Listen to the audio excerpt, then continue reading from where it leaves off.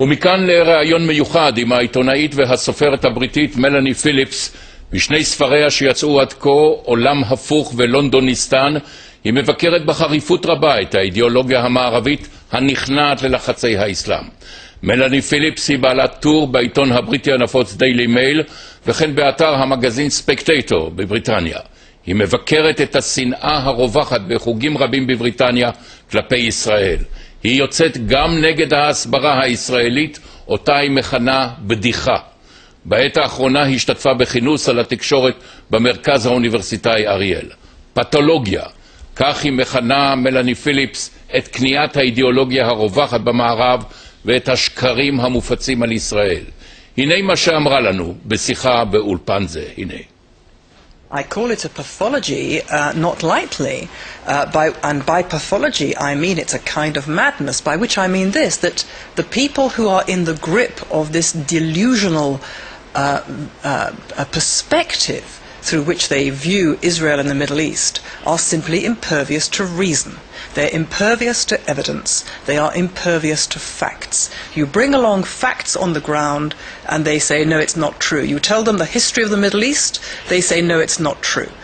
Now, that's not true of everybody. There is a very large number of people, in my view, in Britain who are not impervious to reason at all. They're entirely rational. But unfortunately, the discourse they hear day after day, week after week, from the media, from the intelligentsia, from politicians across the political spectrum, from the universities, from their teachers in the universities, all tells one story.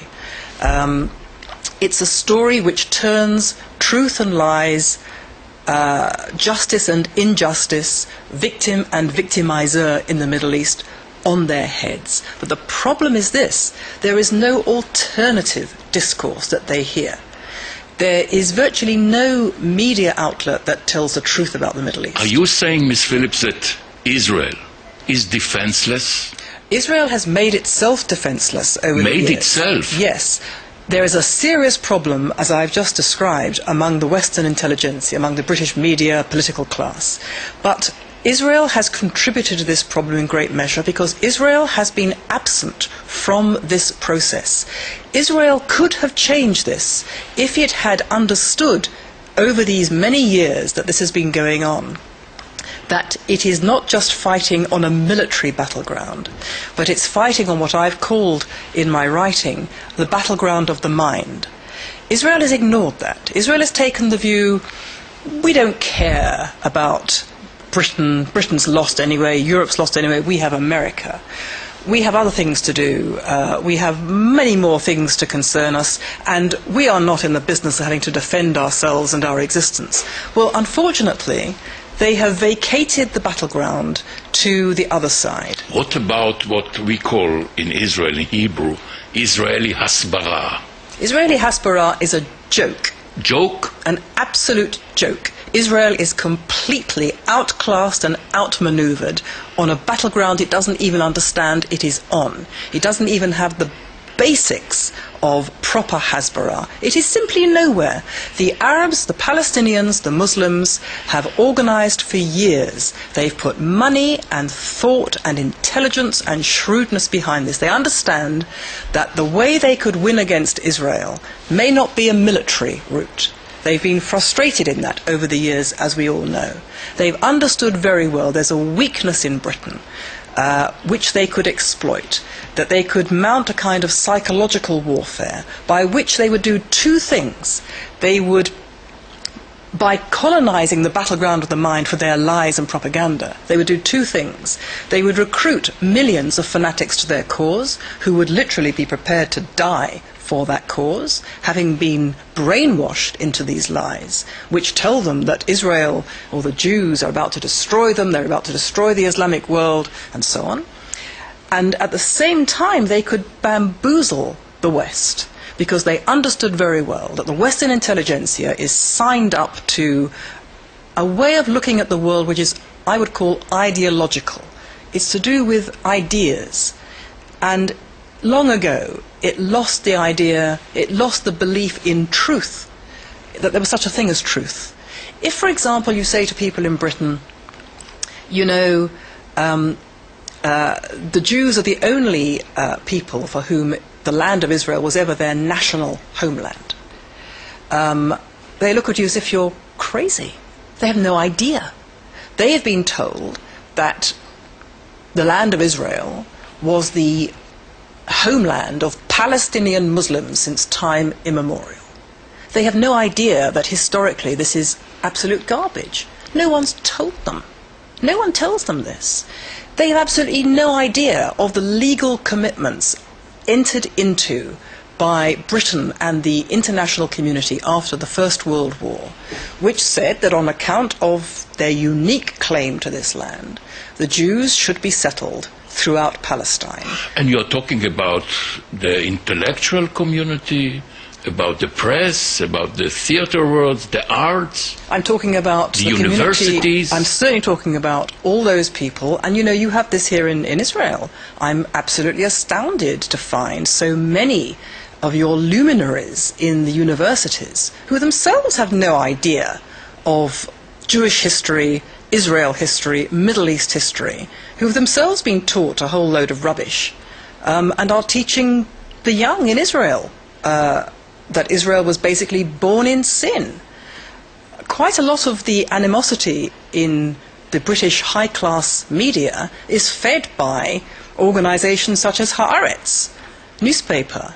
It's coming out to a certain extent from Israeli academics. This cuts the ground from under the feet of those yes, but there who is tell a the freedom truth. of the press in Israel, freedom of expression. Everybody can express its own views, including Haaretz. That's absolutely fine. The problem has been that the government of Israel over many years has not understood that that is the only story being told. Freedom of the press, fine. Let Haaretz say whatever it wants to say. But somebody should be putting the truth into the public domain. And the government of Israel has not done this for many years. I mean, freedom of the press, freedom of speech, absolutely. Let's have more of it. Let's have the freedom of speech used so that people are made aware of the lies being told. Because unless people are made aware of that, how on earth are they supposed to know? Maybe the idea of a Palestinian state, this is the solution. Maybe this will solve the problem. Well, it's being advocated even by Mr. Netanyahu, the Prime Minister. of course it would solve the problem in the abstract, but the fact is, this terrible war has been conducted over the two-state proposal. In other words, the two-state solution has been on offer, as I said earlier, from the 1930s onwards. It cannot be the solution. Every time it's been offered, there is more war. It is quite obvious. If you offer, how can it possibly be still considered to be the solution? If it only it were the solution, I would wish it to happen. Who could possibly object to this idyllic scenario? It could work so well. State of Israel, State of Palestine, living side by side, economic cooperation. You can see a great future for both countries together. Fine. But this is to ignore the reality that this has been on offer since the 1930s. The other side, the Arab side, doesn't want it. It wants Israel gone. It says so. It shows it by every word and deed and has done consistently for 9 decades. Miss Mélanie Phillips, how many intellectual journalists in Britain share your views? There are intellectuals who think like this, but they tend to be scorned and abused and vilified as the right wing, that all-purpose, nonsensical, infantile insult, which is designed to shut down argument. There is nothing remotely right-wing about standing up for truth against lies, justice against injustice, freedom against those who would snuff out freedom and human life. Nothing right-wing about that at all, but this is the label hung around the necks of people like myself. And believe me, it has a very chilling effect on people, because you can lose your professional livelihood, your chances of promotion, you lose your friends. It's not something that people will willingly embrace. Miss Mélanie Phillips, thank you very much indeed. Thank you. Thank you.